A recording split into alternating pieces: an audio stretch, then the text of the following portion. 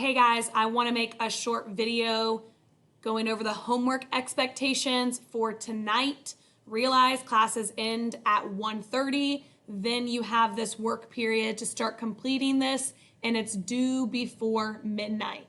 All right, so when you click into your class period, you're going to click into your digital sessions and go to Unit 1.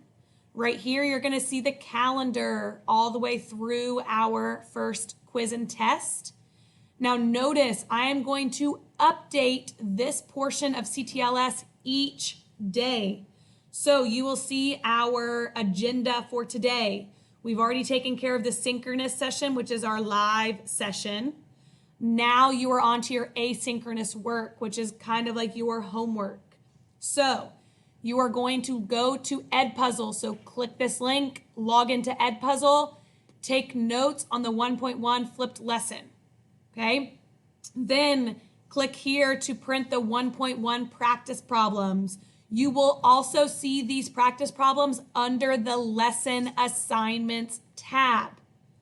Once you are done trying these practice problems, which you can print it off if you have access to a printer.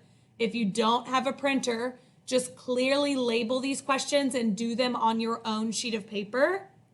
Then use your document scanner to take a picture and upload it to the lesson assignments tab. So again, you're going to click the lesson assignments tab.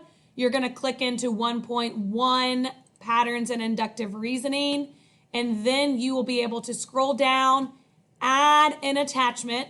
Once you add that picture, you can then submit your response, and that takes care of your quote unquote homework, which we call the asynchronous work for today.